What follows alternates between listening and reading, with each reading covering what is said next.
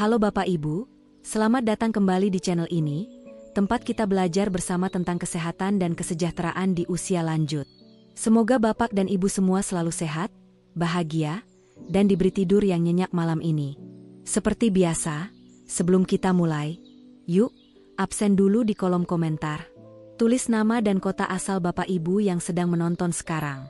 Saya senang sekali membaca komentar dari berbagai daerah, dari Medan sampai Makassar, dari Surabaya sampai Pontianak.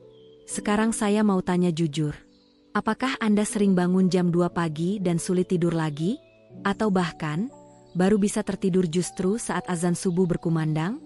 Kalau iya, tenang, Anda tidak sendiri. Tahukah Bapak Ibu, bahwa menurut penelitian, lebih dari 50% lansia mengalami kesulitan tidur di malam hari? Tapi sayangnya, banyak yang menganggap ini wajar karena usia. Padahal, tidak selalu begitu.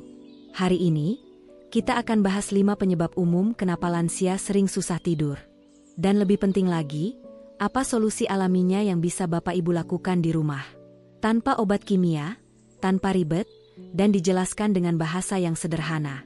Jadi, pastikan tonton sampai akhir ya, karena setiap penyebab punya solusi yang bisa sangat membantu kualitas tidur Bapak dan Ibu tercinta. Nah, sebelum kita masuk ke 5 penyebabnya, kita perlu tahu dulu, kenapa sih tidur itu begitu penting? Apalagi untuk usia lanjut seperti kita, tidur bukan cuma soal istirahat. Saat tidur, tubuh kita memperbaiki sel-sel yang rusak. Otak kita menyimpan dan merapikan memori. Dan hormon-hormon penting dalam tubuh pun diproduksi secara seimbang. Tidur juga membantu menenangkan pikiran, menurunkan hormon stres, dan memperkuat sistem kekebalan tubuh. Tapi saat kita kurang tidur, efeknya bisa terasa langsung. Bangun pagi terasa lemas. Emosi lebih sensitif, gampang tersinggung. Lupa taruh barang, sulit fokus, bahkan jalan jadi kurang stabil. Kalau dibiarkan dalam jangka panjang. Kurang tidur juga bisa meningkatkan risiko tekanan darah tinggi, diabetes, dan penyakit jantung. Menurut sebuah studi dari National Institute on Aging, lansia yang tidur kurang dari 6 jam per malam menunjukkan penurunan fungsi otak yang lebih cepat dibandingkan dengan mereka yang tidur cukup.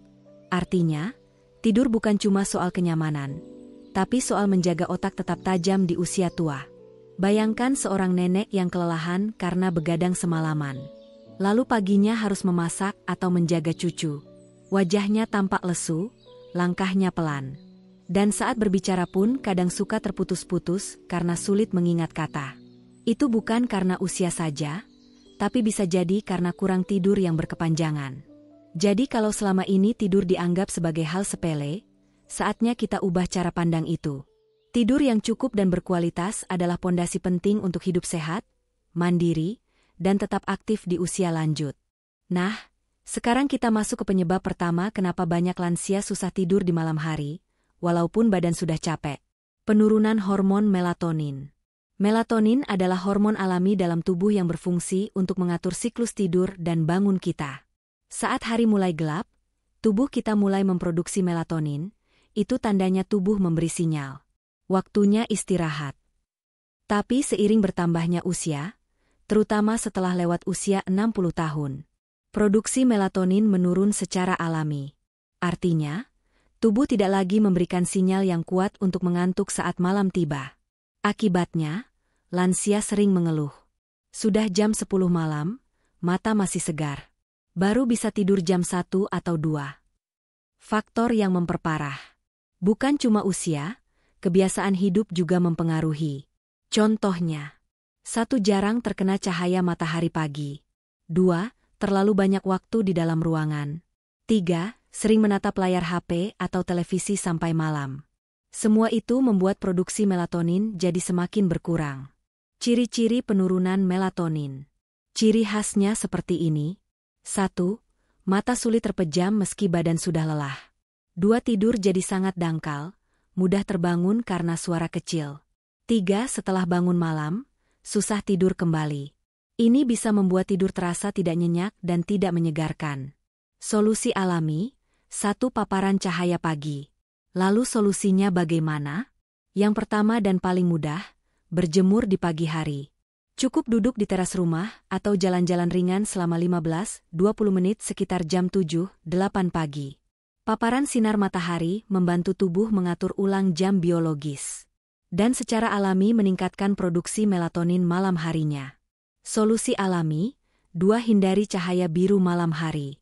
Yang kedua, hindari cahaya biru dari layar gadget di malam hari.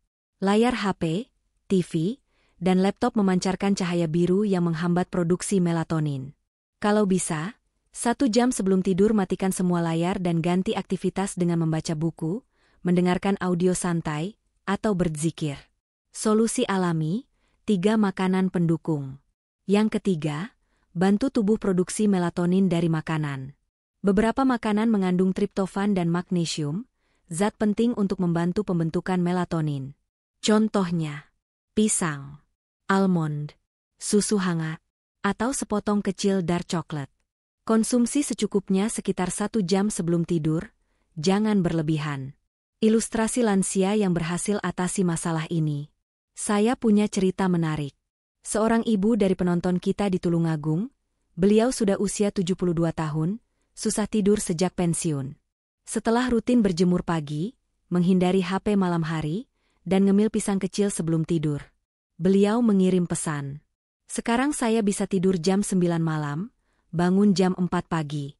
Badan jauh lebih segar, hati juga lebih tenang. Itu semua tanpa obat tidur. Jadi, kalau Bapak Ibu merasa makin malam makin susah mengantuk, coba periksa kembali. Apakah pola hidup sehari-hari sudah mendukung produksi melatonin?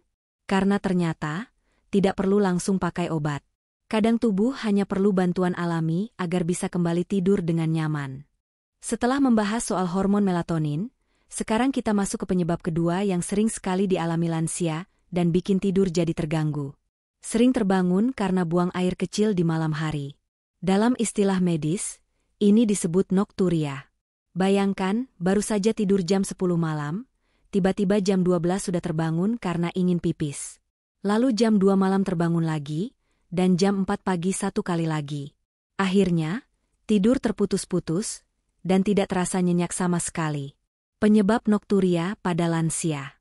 Ada beberapa hal yang membuat lansia lebih sering mengalami nokturia. 1. Penuaan alami pada ginjal dan kandung kemih, fungsi penyaringan ginjal berubah, sehingga produksi urin justru meningkat di malam hari. 2. Otot kandung kemih melemah, jadi, meskipun urin belum terlalu banyak, tetap muncul dorongan ingin buang air. 3. Konsumsi cairan berlebih di malam hari, terutama teh, kopi, atau air putih menjelang tidur. 4. Penyakit tertentu seperti diabetes, pembesaran prostat, atau infeksi saluran kemih juga bisa jadi pemicunya. Dampak tidur terputus. Tidur yang terputus seperti ini berdampak buruk. Bukan hanya mengganggu fase tidur dalam, tetapi juga meningkatkan risiko kelelahan, jatuh di malam hari, dan bahkan tekanan darah tidak stabil. Bayangkan kalau saat ke kamar mandi dalam keadaan setengah sadar, lalu terpeleset. Ini sangat berisiko. Solusi 1, atur minum di malam hari. Lalu bagaimana solusinya? Yang pertama, atur waktu minum. Cobalah untuk mengurangi konsumsi cairan 1,5 sampai 2 jam sebelum tidur. Misalnya, jika Bapak Ibu tidur jam 9 malam, maka usahakan minum terakhir tidak lebih dari jam 7 malam. Jangan lupa juga, hindari minuman berkafein seperti teh dan kopi di sore atau malam hari, karena bisa merangsang produksi urin lebih banyak. Solusi 2, latihan menahan kencing bladder training. Yang kedua, latih otot kandung kemih. Cara sederhananya. 1. Saat siang hari, jangan langsung ke toilet saat merasa ingin pipis. 2. Tahan selama 5-10 menit. Ini akan melatih kapasitas kandung kemih agar lebih kuat dan tidak mudah terpicu saat malam. Latihan ini bisa pelan-pelan mengurangi frekuensi buang air kecil di malam hari. Solusi 3, posisi kaki dan pijatan sebelum tidur. Yang ketiga, coba naikkan posisi kaki selama 30 menit sebelum tidur. Caranya mudah, rebahan dengan kaki disangga bantal agar lebih tinggi. Ini membantu cairan di kaki naik ke atas lebih awal, sehingga tubuh akan memproduksi urin sebelum tidur, bukan saat sudah tertidur. Ditambah dengan pijatan lembut di bagian betis, ini bisa merangsang relaksasi dan membantu tidur lebih dalam. Seorang penonton dari Banjarnegara pernah menulis. Dulu ia bisa bangun 3-4 kali tiap malam karena pipis. Setelah mengatur jam minum dan latihan kandung kemih sederhana, sekarang cuma bangun 1 kali atau bahkan bisa tidur tanpa terbangun. Dan katanya, badan terasa jauh lebih segar saat bangun pagi.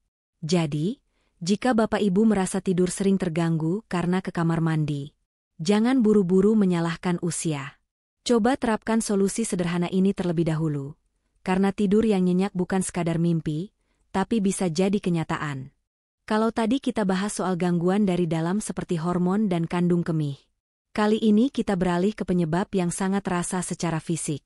Nyeri sendi, kaki pegal, atau bahkan kram malam hari. Banyak lansia yang mengalami ini. Mau tidur sudah berbaring rapi di tempat tidur. Tapi lutut terasa nyut-nyutan, atau betis tiba-tiba kram saat dini hari. Akhirnya, bukan tidur yang didapat, malah gelisah dan bolak-balik sepanjang malam. Dalam sebuah studi yang dilakukan pada penderita artritis, ternyata sekitar 60% dari mereka mengalami gangguan tidur, baik sulit tidur, sering terbangun, atau merasa tidak segar saat bangun pagi. Dan kondisi ini bukan hanya terjadi pada mereka yang sakit berat. Nyeri ringan pun cukup mengganggu tidur, apalagi jika terjadi hampir setiap malam. Apa penyebabnya? 1. Bisa karena peradangan sendi ringan akibat penuaan. 2. Kurang gerak di siang hari sehingga otot menjadi kaku. 3. Atau peredaran darah yang kurang lancar ke kaki, terutama saat malam hari saat tubuh tidak banyak bergerak. Solusi 1. Rendam kaki dengan air hangat dan garam. Solusi alami yang pertama dan paling mudah. Rendam kaki pakai air hangat yang diberi garam dapur atau garam Epsom. Caranya: 1. Siapkan air hangat suam-suam kuku. 2. Tambahkan 2-3 sendok garam. 3. Rendam kaki selama 15-20 menit sebelum tidur. Ini membantu melancarkan aliran darah, mengurangi bengkak, dan membuat otot lebih rileks. Efeknya sangat menenangkan. Solusi 2. Pijatan ringan. Yang kedua, setelah kaki direndam, lanjutkan dengan pijatan lembut. Gunakan minyak kayu putih, minyak kelapa hangat, atau minyak zaitun. Pijat secara perlahan di bagian betis, telapak kaki, dan sekitar lutut. Gerakan sederhana ini bisa membantu melemaskan otot dan meredakan nyeri. Solusi 3. Minuman herbal sore hari. Yang ketiga, dari dalam tubuh, minum air rebusan jahe atau kunyit di sore hari. Keduanya punya sifat antiinflamasi alami, yang bisa membantu mengurangi nyeri sendi dan membuat tubuh terasa lebih hangat dan nyaman saat malam. Resepnya mudah. 1. Rebus 3 iris jahe atau 1 ruas kunyit segar. 2. Tambahkan sedikit madu atau perasan jeruk nipis. 3. Minum hangat sebelum maghrib. Jangan terlalu malam agar tidak memicu buang air kecil. Salah satu penonton kita dari Kudus pernah berbagi. Beliau mengalami kram hampir setiap malam. Tapi setelah rutin merendam kaki dan minum air jahe, dalam seminggu tidurnya mulai lebih nyenyak dan bangun pagi terasa lebih ringan. Jadi, kalau Bapak Ibu sering gelisah karena kaki pegal atau lutut nyeri saat tidur, cobalah cara sederhana ini. Karena terkadang, tidur yang nyenyak itu bisa dimulai dari ujung kaki yang tenang. Sekarang, mari kita bahas penyebab yang lebih emosional tapi tak kalah penting, yaitu stres, kecemasan, dan kesepian. Penyebab ini seringkali tersimpan dalam pikiran dan memengaruhi tidur kita, terutama bagi lansia. Banyak lansia yang merasa terjaga di malam hari karena pikiran yang terlalu aktif. Mereka mungkin memikirkan anak yang belum pulang, kondisi kesehatan yang menurun, atau sekadar merasa kesepian di malam hari. Apalagi kalau jarang bertemu anak atau cucu karena kesibukan mereka. Saya ingin berbagi kisah seorang ibu bernama Ibu Sumi, yang tinggal sendirian di rumah setelah anak-anaknya pindah ke kota lain. Setiap malam, Ibu Sumi merasa cemas, memikirkan anak-anaknya yang jauh dan khawatir jika sesuatu terjadi pada dirinya. Akibatnya, ia kesulitan tidur, sering terbangun tengah malam, dan merasa gelisah. Ibu Sumi merasa tidur hanya bisa datang setelah subuh. Itu pun sangat ringan.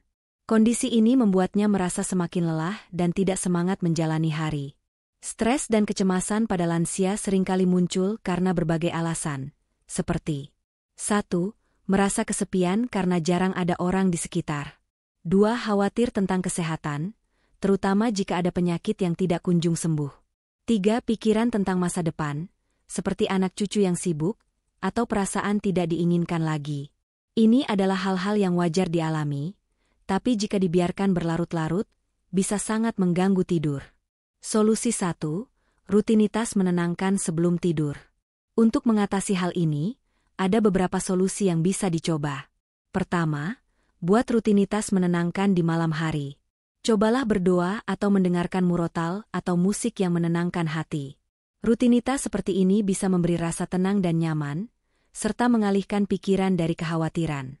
Misalnya, mendengarkan lagu-lagu instrumen atau musik relaksasi bisa menjadi cara yang sangat efektif untuk mengatur emosi sebelum tidur. Solusi 2. Menulis syukur harian. Kedua, coba buat kebiasaan menulis syukur harian di buku catatan. Tulis hal-hal kecil yang membuat Bapak Ibu bersyukur hari itu. Misalnya, hari ini saya bisa berjalan-jalan sebentar di halaman. Atau, anak saya menelepon, saya merasa diperhatikan. Tulis apa saja yang memberi rasa bermakna. Dengan menulis, kita bisa mengatur pikiran dan perasaan, mengurangi kecemasan, dan membuat tidur lebih nyenyak. Solusi 3. Komunikasi rutin dengan anak dan cucu. Ketiga, komunikasi rutin dengan anak dan cucu sangat penting. Buat jadwal telepon atau video call secara rutin, meskipun hanya sebentar. Kehadiran mereka dalam bentuk suara atau wajah di layar bisa memberi rasa terhubung dan mengurangi rasa kesepian, terutama di malam hari. Ibu Sumi mulai mencoba rutinitas menulis syukur harian dan berdoa setiap malam sebelum tidur.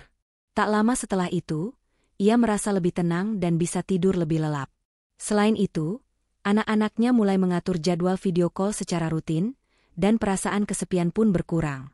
Ia bahkan merasa lebih segar saat bangun pagi. Jadi, Bapak Ibu, jika stres atau kecemasan sering membuat Anda terjaga malam hari, cobalah untuk mengatur waktu rutin menenangkan pikiran sebelum tidur, menulis syukur, atau berbicara dengan orang terdekat. Dengan cara-cara ini, tidur yang nyenyak akan lebih mudah didapat. Nah, kita sudah sampai pada penyebab terakhir yang seringkali diabaikan, yaitu pola tidur yang tidak teratur. Penyebab ini memang lebih berkaitan dengan kebiasaan sehari-hari kita. Banyak lansia yang memiliki pola tidur yang berubah-ubah.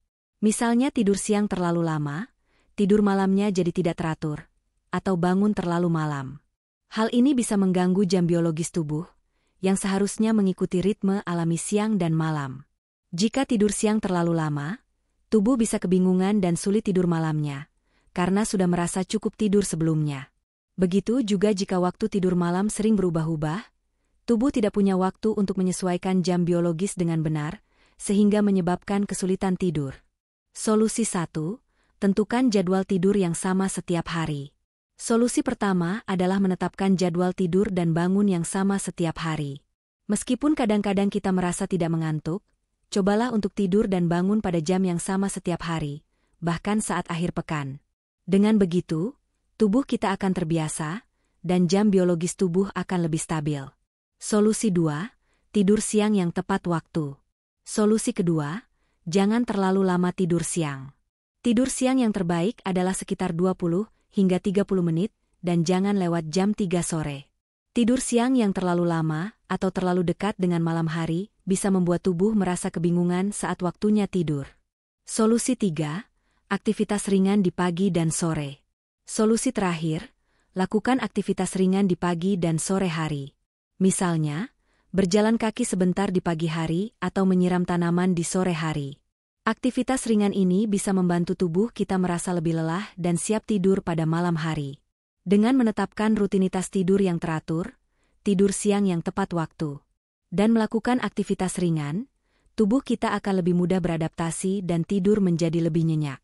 Sebagai tambahan, saya akan memberikan 5 kebiasaan baik yang bisa membantu Anda mendapatkan tidur yang lebih nyenyak. Kebiasaan-kebiasaan ini sederhana, namun sangat efektif jika dilakukan secara konsisten. Kebiasaan 1. Mandi air hangat sore hari. Kebiasaan pertama adalah mandi air hangat di sore hari. Mandi air hangat bisa membantu merilekskan tubuh dan pikiran, mempersiapkan kita untuk tidur lebih nyenyak. Ini juga dapat meningkatkan suhu tubuh secara perlahan, dan saat tubuh mulai mendingin setelah mandi, itu menandakan waktu tidur yang lebih alami. Kebiasaan 2, minum teh herbal. Kebiasaan kedua adalah minum teh herbal, seperti chamomile, serai, atau daun pandan. Teh herbal ini memiliki sifat menenangkan yang membantu tubuh rileks sebelum tidur. Pastikan Anda memilih teh tanpa kafein, karena kafein bisa membuat Anda terjaga lebih lama. Kebiasaan 3, senam ringan atau stretching. Kebiasaan ketiga adalah melakukan senam ringan atau stretching selama sekitar 5 menit. Gerakan ringan ini bisa membantu mengurangi ketegangan otot yang mungkin Anda rasakan setelah seharian beraktivitas. Dengan meregangkan tubuh, Anda akan merasa lebih nyaman dan siap beristirahat. Kebiasaan 4, tidak makan berat 2 jam sebelum tidur. Kebiasaan keempat adalah tidak makan makanan berat setidaknya 2 jam sebelum tidur. Makan berat sebelum tidur bisa membuat sistem pencernaan bekerja lebih keras dan mengganggu kualitas tidur. Sebaliknya, jika lapar, pilih camilan ringan seperti pisang atau kacang almond. Kebiasaan 5, membaca buku atau mendengarkan audio tenang. Kebiasaan terakhir adalah membaca buku atau mendengarkan audio tenang, seperti murotal atau musik lembut. Kegiatan ini bisa mengalihkan perhatian dari pikiran yang mengganggu dan membantu menenangkan hati. Pilihlah bacaan yang ringan atau audio yang menenangkan untuk memberikan rasa nyaman sebelum tidur. Penutupan bonus. Dengan menggabungkan kebiasaan-kebiasaan ini dalam rutinitas malam Anda, tidur yang lebih berkualitas bukan lagi impian. Cobalah beberapa di antaranya dan lihat perbedaannya. Sekarang, mari kita bicarakan tentang kapan sebaiknya Anda mencari bantuan medis terkait masalah tidur. Jika Anda sudah mencoba berbagai cara untuk memperbaiki tidur, namun masalah tidur masih berlanjut, itu mungkin tanda bahwa ada masalah yang lebih serius. Jadi, kapan harus menghubungi dokter? Jika insomnia atau kesulitan tidur berlangsung lebih dari 2 minggu, ini adalah waktu yang tepat untuk konsultasi dengan dokter. Tidur yang terganggu dalam jangka waktu panjang bisa berdampak buruk pada kesehatan fisik dan mental Anda. Penting untuk mencari tahu penyebabnya dan mendapatkan penanganan medis yang tepat. Selain itu, jika masalah tidur disertai dengan rasa cemas berat atau nyeri yang tak tertahankan, jangan ragu untuk segera mencari bantuan medis. Cemas yang berlebihan bisa mempengaruhi kualitas tidur dan memperburuk masalah tidur. Sementara nyeri yang terus-menerus bisa menjadi tanda adanya kondisi medis yang membutuhkan perhatian lebih lanjut. Selalu ingat, tidur adalah bagian penting dari kesehatan kita. Jika masalah tidur Anda mengganggu keseharian atau kesehatan Anda, mendapatkan bantuan dari tenaga medis adalah langkah yang bijak untuk pemulihan yang lebih baik. Nah, itu dia, teman-teman. Tidur yang nyenyak sebenarnya bisa dicapai dengan kebiasaan-kebiasaan kecil yang kita lakukan setiap hari, bukan hanya mengandalkan obat-obatan. Dengan memahami penyebab susah tidur dan menerapkan solusi alami, kualitas tidur kita bisa meningkat, dan tentu saja, kesehatan kita pun jadi lebih baik. Saya ingin tahu, apakah Anda punya cara unik untuk membantu tidur lebih nyenyak? Tulis di kolom komentar ya, kita bisa belajar bersama-sama. Siapa tahu, cara Anda bisa membantu teman-teman lainnya yang juga mengalami kesulitan tidur. Terima kasih banyak sudah menonton dan ikut berbagi di kolom komentar. Salam sehat untuk Tondi Faiz Noval yang telah memberikan gift di kolom komentar dan Bu Yuni di Semarang, Pak Hashim di Jakarta Utara, dan Ibu Lilis di Jakarta Pusat yang selalu hadir dan berinteraksi di kolom komentar. Senang rasanya bisa berbagi informasi dengan kalian semua. Jangan lupa untuk subscribe dan aktifkan lonceng notifikasi, supaya Anda nggak ketinggalan video menarik lainnya seputar kesehatan lansia. Terima kasih sudah menonton. Sampai jumpa di video selanjutnya.